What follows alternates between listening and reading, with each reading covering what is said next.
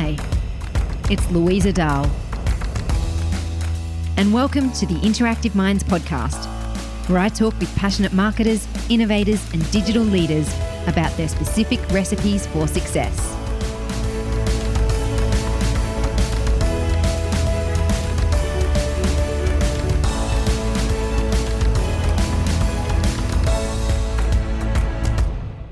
In today's show, I interview Lachlan Kirkwood talking about how to stand out as a marketer. Now, Lachlan is what I term a deliberate digital marketer, and this was a really fun conversation where we explored his approach to how he shows up in the industry. Here's 3 things you're going to learn. 1, how Lachlan learns tangible new marketing skills. 2, his specific process to developing new relationships. And 3, how you can build a personal brand and market yourself as a marketer. Let's get into it.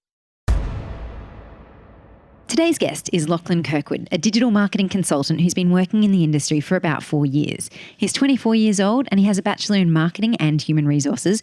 And so far, he has had experience in a number of different roles, spoken at events, been interviewed on podcasts like this, and started his own business.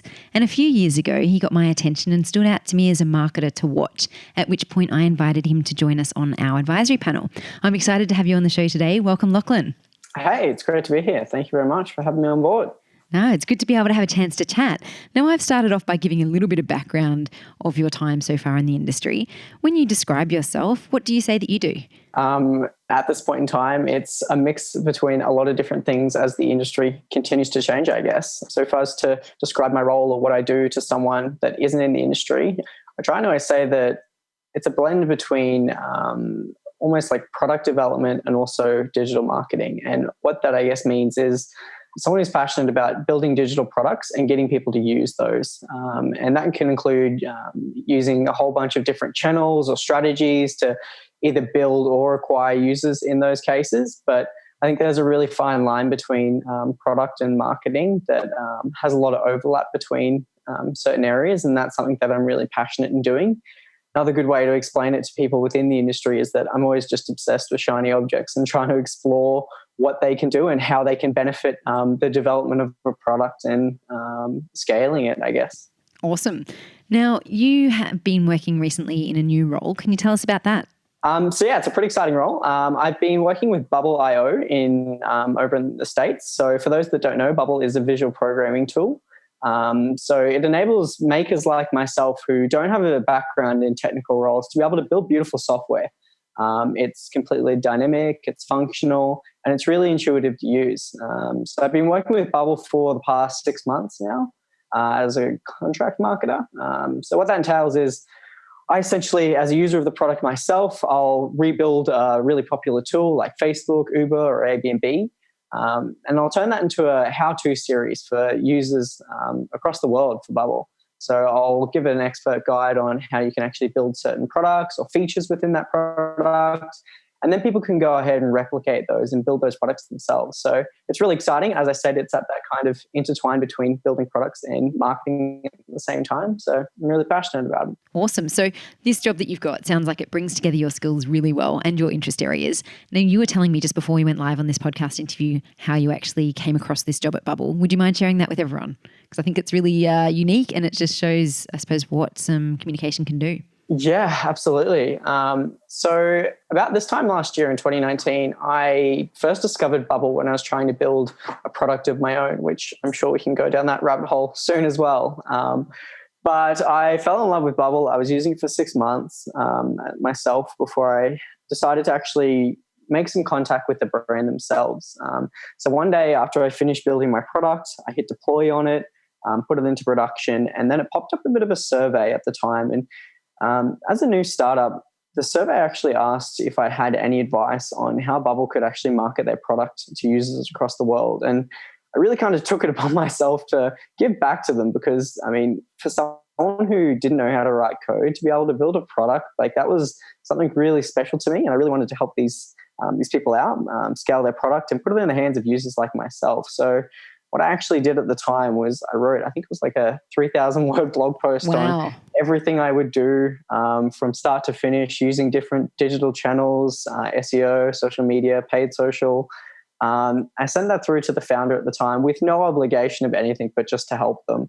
And then about 2-3 months after that, I saw that they were actually looking to hire a digital marketing specialist over in America, where they're based. And so I decided again to reach out to the founder now that we had a bit of an established relationship. And unfortunately, at the time, they weren't looking to hire remotely. Be interesting to see if any of that's changed after everything that's happened in 2020. But they were more than open to work with me as a contractor, to work across their content marketing, as they'd seen that I was able to write content that they could clearly understand, and also their users could as well too. So yeah, I think it's just a really good way to build opportunities for yourself by just putting yourself out there, and also networking as much as you possibly can. Yeah, definitely. And look, I mean, I think reaching out to the CEO takes a bit of guts as well. It's something that I think a lot of people would go, nah, they're not going to respond, or they're not going to read it, or they're not going to do something about it. So good on you for doing that. And it's obviously led to other good things. Did you end up hearing back from them at the time when you wrote all those recommendations?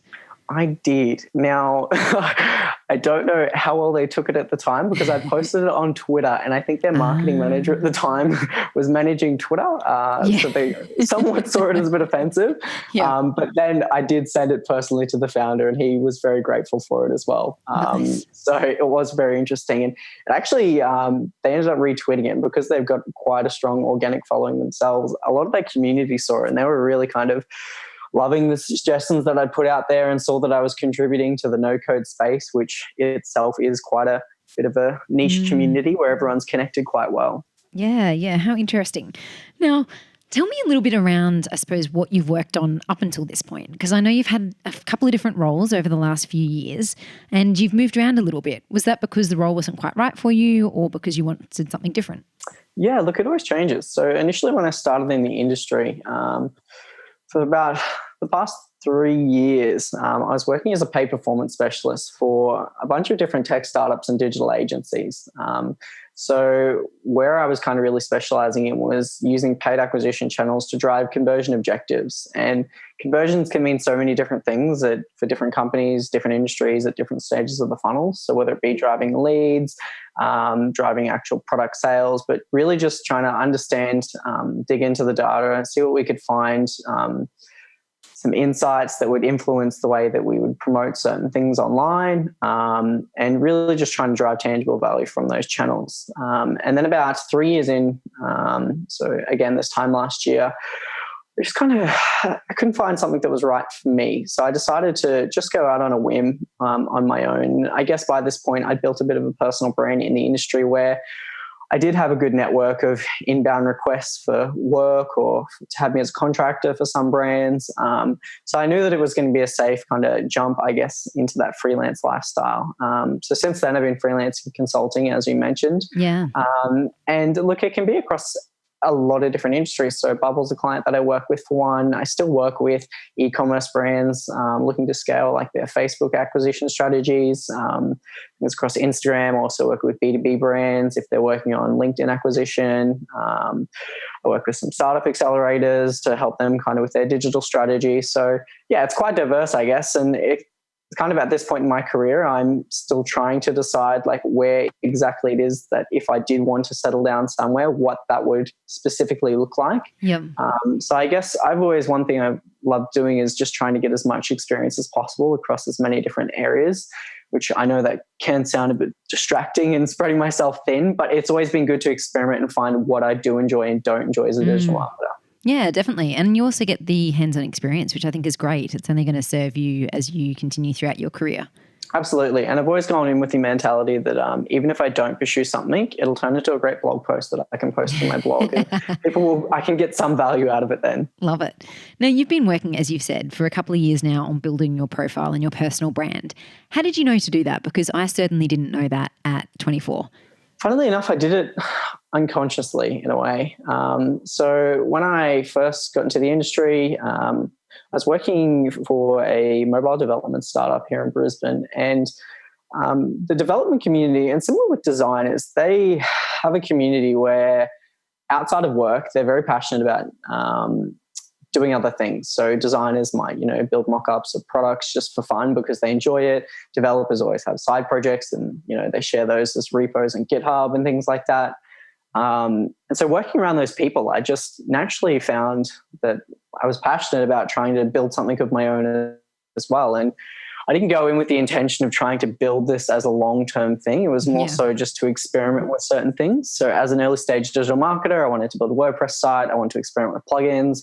I wanted to work on some SEO stuff. And again, I wanted to just document the whole thing so that if I ever did need to, I guess, apply for another job or anything, it would almost be like a resume to show the tangible skills that I create. And look, for the first year, I think my mum was probably the only person to ever read that blog. But again, it was just building a repository of content that I could later use or even look back on just to see like how far I'd come from certain areas. And I guess it just scaled over time. So I started off posting one blog a month. That led into 2 blogs a month, led into a podcast, led into events, led into videos, and building my own products and businesses out of it as well too. So it's just always been like an addictive hobby, I guess, that I just thoroughly enjoy. Yeah, and it's great that you've been able to leverage that because actually, as you say that, I did start a blog when I was in my early 20s called Online Marketing Stuff. And likewise, it was just a way to kind of document and keep track of some of the stuff that I was thinking and working on, and that was quite interesting. And looking at you from the outside, one of the things that I like is that, you know, regardless of the role you're in and what you're doing, you seem really determined to learn as much as you can and to share that with others. And I guess a byproduct of that has then been raising your profile. So I've seen you over the years doing heaps of vlogging and content, attending events and taking the time to talk to people and to grow your presence in the industry, which I think is an amazing accomplishment that you've achieved. No, I appreciate it. I think one of my big mentality, I guess, is being able to just share value with someone. And again, value can mean so many different things to so many different people. So just really trying to understand what my audience finds valuable. And of course, that's going to change over time as well, whether it be people finding value through different content mediums, like someone might enjoy podcasts more so than a blog. So just being able to, I guess, remain agile and kind of try new things is something I've always been pretty passionate about. Yeah. So you deliberately now committed to like publishing a certain amount of content or doing a certain amount of anything as part of an ongoing profile development, or how do you approach it now? Yeah, look, it is quite sporadic in some ways. So I definitely do have some guidelines around like what I would like to publish. And I definitely have goals around like how much traffic I'd like to drive to myself, how many like inbound leads I'd like my consulting business. But at the same time as well, I find it really important to also have time to allocate to just learning itself. So I try not to get too caught up in the product of actually publishing it, more so than learning it as well too. So making sure that I still have time to learn, and then off the back of that, the more I'll publish as a result. Yep. So would you be doing a couple of blog posts a month still at this point? Yeah, absolutely. Especially in isolation. Like I've had so much time to write. I'm pretty much sick of churning out words at this point. But yeah, no, look, I thoroughly enjoy it. So it doesn't feel like work to me. It's just something I enjoy doing in my own time. Excellent. Yeah. And when you talk about learning, what does that look like for you? That's a great question. I think being able to walk away with tangible skills that you could use in a position for me is something that is really important.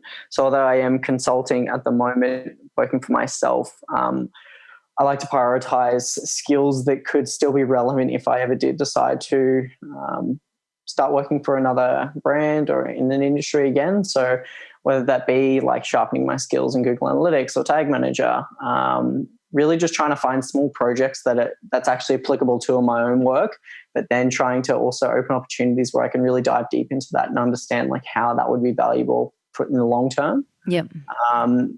And yeah, as I mentioned before, I tend to get distracted very easily by new objects, which is a blessing and a curse.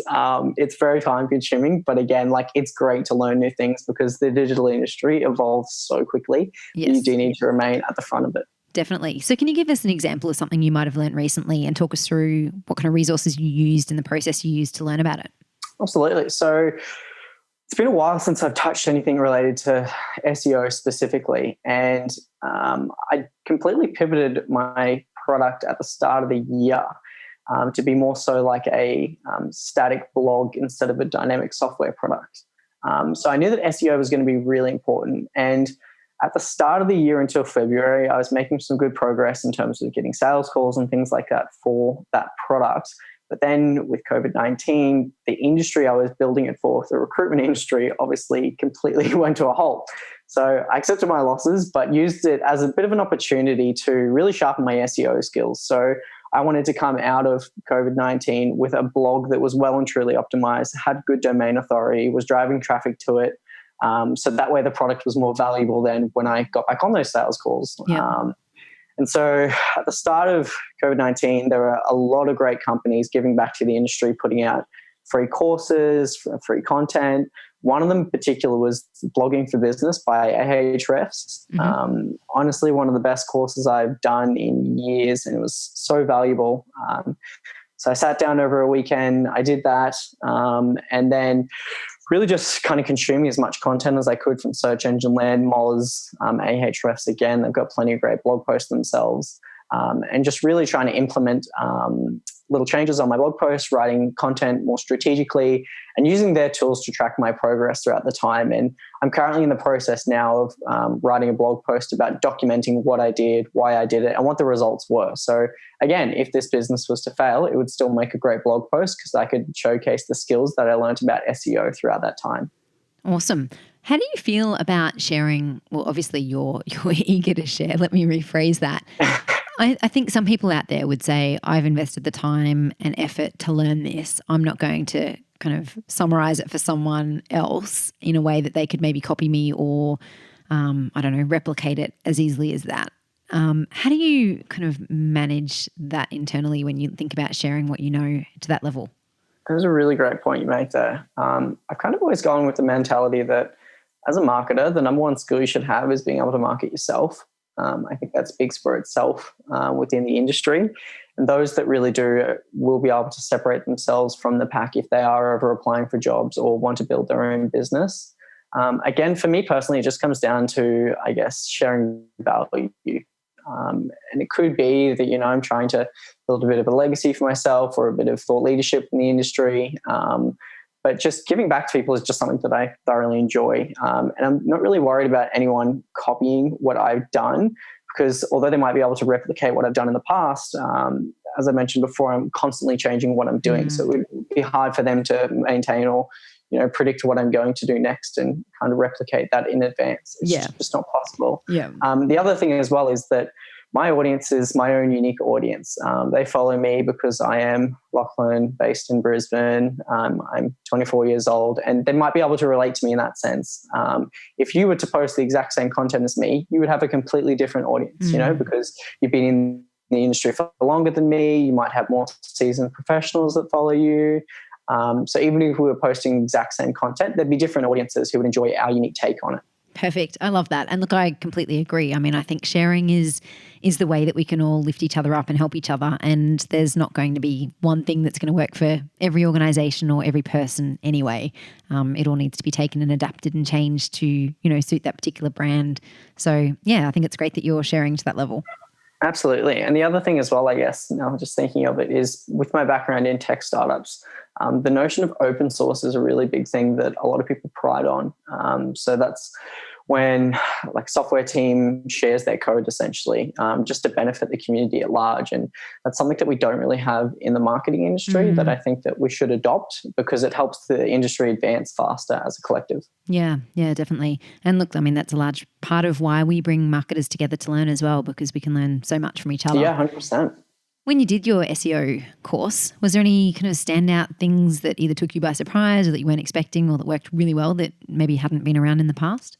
Things changed drastically in SEO. I think, and it's a bit biased because I used the Ahrefs tool, but just learning like everything that you could do with the tool. And I loved at the start of the course, they pretty much did disclose that it was just a sales course pretty much to get you to buy their tool. And it works because like the power of their tool is incredible and they know it. But just being a lot more strategic about the blog content that I'm writing. So in the past, for instance, like I love writing blog content that's more about storytelling. Whereas in this case, they were explaining you need to write content that is shareable. So it almost has like a sense of virality built into it where people read it and they have to share it with someone they know. Something that could generate backlinks, something that genuinely just shares value to an audience, and something that can also be like marked up or structured as like proper schema content. So that was really interesting, and it kind of changed the way that I was writing content then. So there were a lot longer informative posts as opposed to just storytelling posts. Yeah. And so far the results have been pretty good. So I've been pretty happy with that. Fantastic. Well, thank you for sharing those with us as well. Now, I'm keen to hear a bit more about the product that you have developed and your business Clickthrough. Can you tell us about, I suppose, what that was when you built it? And you mentioned you pivoted recently, so what that change looks like. Yeah, absolutely. So as I just mentioned before, with the notion of developers having an open source mentality within their community, it's something that I've always wanted to implement into the digital marketing landscape. And initially when I had the idea for Clickthrough, I was pretty much replicating a version of Dribbble, but for digital marketers. So for those that don't know, Dribbble is a community for designers, whether it be graphic designers, UX, UI designers, or anything in between. And it allows you to build a portfolio of your work. So you can create like mock-ups, upload photos of everything you've designed. The idea is that when you apply for a job, you don't need a resume. You've just got your portfolio there that speaks for itself. So when I was initially building Clickthrough, I'd use Bubble's no-code tool to build a version of that where you could create case studies about the work that you'd built as a digital marketer, whether it be projects you've worked on, blog posts you help write, just something to really help people show the tangible skills that they had. And again, really try and bypass that stage of still needing a resume in the industry. So I was initially building that as a community-based platform. But long story short, I guess it didn't really get the traction I was after at the particular time by the end of last year. And it was at the point where I could decide to either double down on it and really try hard to scale it as it was, or completely pivot, which is I obviously went with the latter. So the reason I pivoted was because I obviously, as a business, really wanted to start generating revenue out of this. And I realized I was at this inflection point where I was building a community for users, and users traditionally aren't the kind of people who are going to pay a large amount to use a product. It's businesses who find value in using a product to help them that are willing to pay a lot more for a product or service.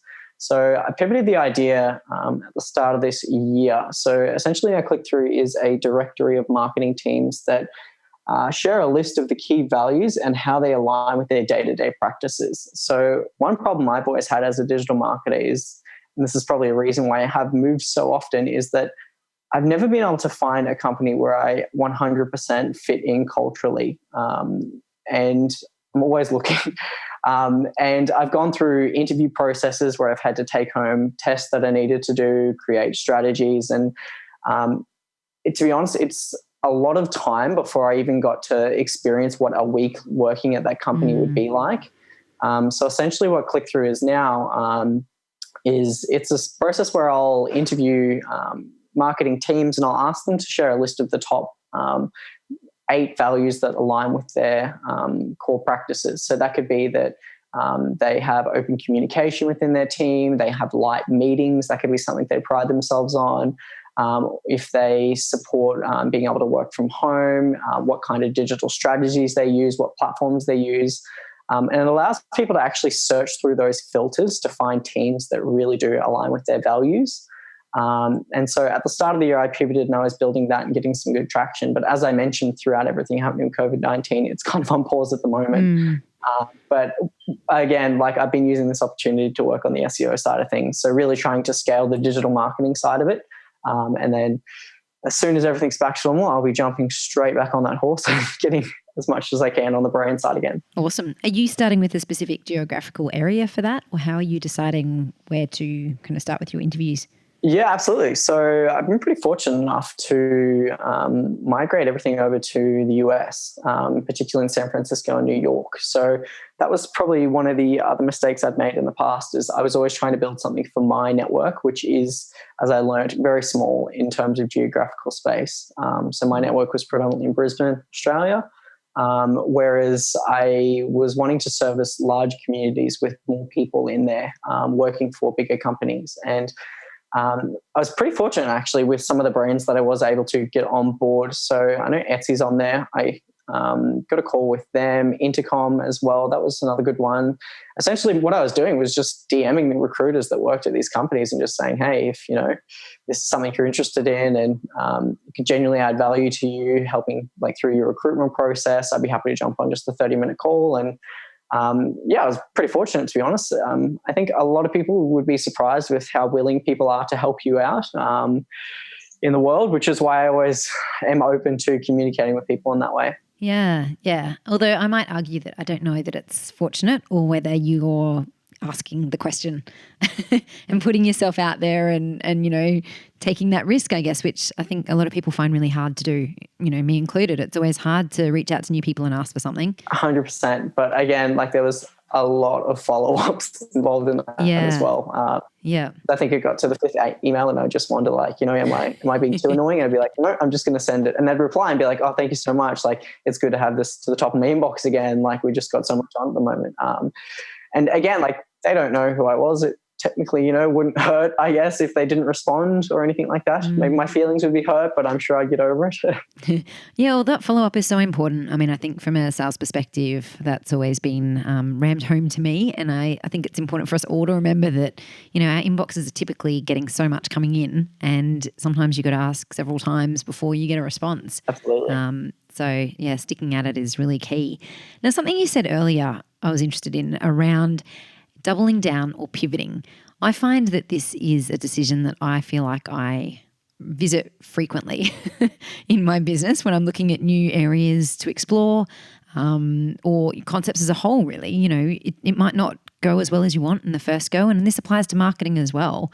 Do you then double down and try again, or do you change something? How did you get to your decision to pivot in this particular instance? To be transparent, I'd kind of completely burnt myself out on the current path that I was going. So I just found that I wasn't getting the traction I wanted. I was spending more time trying to get more. It was kind of working, but not to the yield that I wanted. And it just came down to like the decision of, am I happy doing this? And I wasn't. And I figured that if I'm not going to be happy, I may as well just go and get a 9-to-5 job then. As opposed to, I guess the reason I'm building a business is so I can build something that I actually enjoy doing in the long term. Like it's just being able to, I guess, swallow my pride and acknowledge that, hey, this isn't working. Something needs to change. And I guess just using my network to speak to as many people as I possibly could that have either been through this situation or might have advice, and just being as open as possible to take that in. And then I kind of started validating some concepts around potential pivots, and that seemed to get a lot more traction than what I was currently doing. So I just decided that it was time to do it. And to be honest, like I completely erased 6 months worth of work out of my life. Yeah. Like I put in a lot of time building the platform, promoting it. But again, it's either, I could sit on that for another 6 months or as long as possible and get nowhere, or I could completely pivot and potentially get further. And so that's how I decided, I guess, at the time. Totally. Love it. I love your honesty and, frankness there, because I think we all go through this type of stuff and it's important to acknowledge it and talk about it as part of, how we're working and how we make decisions as well. Absolutely. We're only human, I guess. So, it's good to, if I can share advice that I've received in the past that has really helped me at the time, like, again, it just comes down to sharing value with someone who might find it useful. Yeah, definitely. Now, we've talked a few times throughout our conversation about your connections in the industry. And I kind of see from, just observing online that you obviously are really well connected and that you put yourself out there. And as we said, you persevere to make new connections in the areas you need as well. Do you have an approach to building these relationships specifically, or is it something that, you find comes quite easily? How do you manage that? No, there's definitely a process. So my mentality, again, is giving before I ask for anything. So when I make a connection, just theoretically speaking, let's say on LinkedIn, I'll always, add an initial thought that complements their work. So it shows that I've taken the time to personalize the reason why I want to add them to my network.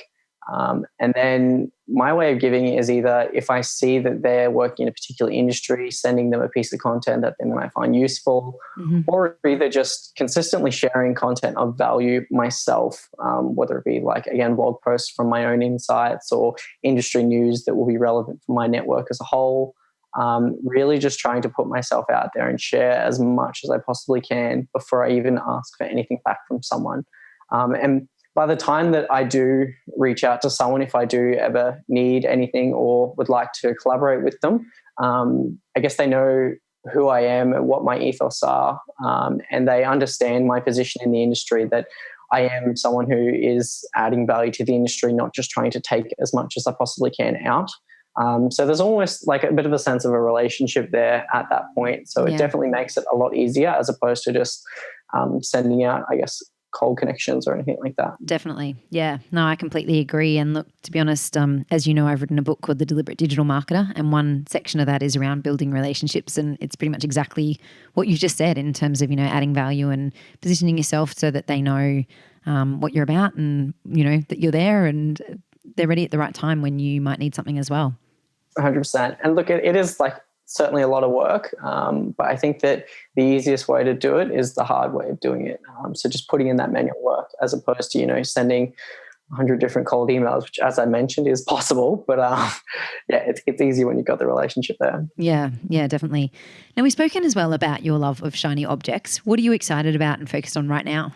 Definitely the no-code space, as I mentioned. Yep. I'd previously worked in a bunch of tech startups. I'd always wanted to build software myself. I never stuck into actually learning how to write code. So I understand like a lot of the different property types and things like that, like being able to read code, but not being able to write it myself. And my engineer friends always told me it would take a year before I could actually build something. And the idea of that just threw me off so many times. And then the second I found Bubble, I fell in love. And there's definitely a bunch of other no-code tools out there like Webflow, Airtable. There's plenty of other great tools out there that I'm really passionate about. But I think it's going to be a massive opportunity for product makers and even digital marketers to be able to build prototypes or MVPs for certain experiences. So let's say if they want to quickly build up a landing page with a form on it, instead of going to their tech team or developer team, they can just whip something up themselves, implement some analytics on it quickly. And then, they have the power, I guess, to not have to rely on engineers as much as we used to. So anything in the no-code space is definitely something that I'm really distracted about at this point in time. Awesome. So if someone here is listening to this and going, look, I don't know anything about no-code, I need to really go and explore that, where's the best place for them to go in the first stop? Yeah, absolutely. So as I mentioned, there's two really prominent tools in the industry. Bubble, of course, is my personal favorite, very biased opinion there. And Webflow as well. Webflow has a great series of YouTube videos and blog posts explaining like what you can do with their tools, how you can build it. And there's also a website called MakerPad, which is essentially just a repository of content about how you can rebuild products. So similar to the content I was writing, but in video form. So if you want to see how, you can build your own version of Airbnb using different tools, it just shows you tutorials, I guess, on how to do that. And there's plenty of interviews with people in the no-code space talking about like where they see the industry going and what you can do with the tools as well too. Fantastic. Excellent. Well, we'll definitely include some links to those in the show notes as well. Now, looking at the marketing industry as a whole, what do you think is the biggest challenge facing marketers right now? I think that being able to understand the tangible value you actually bring within your position is something that a lot of marketers struggle with or don't put time into thinking about. And I know you've spoken about this at some events, but I've always gone into the mentality of when I'm in a role earning a certain amount that I need to make the company that much back through the work that I'm doing. So as a paid acquisition marketer, knowing exactly at the end of my month, okay, like I've acquired this much in revenue, my wages were this, therefore I'm profitable to the business. And really being able to attribute that through whatever channels I'm using. And that can include different things. I mean, in my particular circumstance, like, Google search ads, Facebook ads, LinkedIn ads, and being able to kind of integrate those into one dashboard at the end of the month. I think that a lot of marketers, particularly within my own network, are quite scared of that. And I certainly am daunted at times as well too. But it's something that we really need to learn as a collective to be more data-driven, I guess, and really be able to prove what we're doing and what value it really does add. Yeah, as you know, I completely agree. And I think it's really important that marketers do stop and think about this. If you're not directly able to show that you're bringing in double or triple or whatever the number needs to be your salary, then are you adding enough value to the business? Absolutely. What about yourself? What do you think is probably one of the bigger challenges at the moment? Look, I think, yeah, great. I like how you did that. Tough question, right back at you there. Flip that right around. Good work. Look, I think there's a lot of challenges in the industry brought around by this current time. It's hard to know. It's really hard to get a perspective on what that looks like. You know, I've spoken to a lot of marketers over the last few months to try and get an understanding of that. And I'm seeing some marketers that have lost their roles. I'm seeing a lot of marketers that are super busy because they've had to fast track digital projects perhaps that we're going to take a longer time to bring to the table. Right now, I think marketers can do a lot to stand out. And I'm hoping that that's what people listening to this episode will be able to take away as well, that there's an opportunity to stand out from the crowd, and particularly if you're one of those ones looking for a job right now, and you need to be able to showcase what you're doing. Hopefully you can use some of these tips that you've heard here today in order to do that, because I think that's going to be super key. But otherwise, I would tend to align similar to what you said, but tie it back to results. As a marketer, if you can't demonstrate results, then, you know, what's the value that you're bringing? So making sure that you've really got some KPIs in place, that you're achieving those and sharing them, I think that's really important, and that's something that I try and work with marketers on as well. Absolutely. Good point. Yeah. Is there something that you find more experienced marketers do that frustrate you? Yes, I see this quite a bit in the States with the network that I'm trying to build at the moment. Is a lot of marketers don't share a lot of the work they're doing, which is fair, I guess, because, you know, they're using proprietary strategies and things like that. But again, I think that, and in my context, I should say, these are startups building products who have some great growth strategy and they don't share it, which, as I said, is completely fair. But I think what they need to understand is that not every product is going to be the same. And although you might have an overarching strategy, like, people can retrofit that in their own unique way within their own industry for their own product. Yeah, that's right. So yeah, I would really like to see more experienced marketers put more content out there, and it is slowly getting better. Definitely, there's a lot of community platforms out there or blogs that are really starting to kind of put that content out there. The other thing as well is I see this quite a bit for really kind of senior marketers that have been in the industry for quite some time working for a respected brand, is that they have a great resume, but they're not putting the time in to build their own brand. And by all means, like, they don't need to. If they don't feel the need to, it doesn't affect me in any way, as long as they're happy doing what they're doing. But I think that, you know, with the current times that's happened, like, some of those people have been let go from their roles. I had to take pay cuts and things like that. And what do you have after that? Like, you know, you are the one consistent thing in your career that you can take everywhere. So I think that you should put the time into building a brand for yourself in a way, so you can kind of take that wherever you go. Yeah. Yep. Got to market yourself. I totally agree. Well, thank you so much for being on the show today. It's been awesome to have a chat with you, and we are very aligned on some of our thinking in these things. So it's great to be able to shoot the breeze on them as well. If people want to get in touch with you after hearing you today, what's the best way for them to reach out?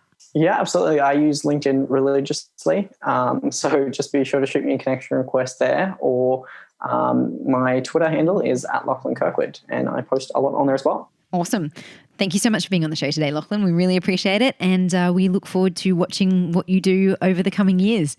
No, thanks for having me on. It's been a treat. Awesome.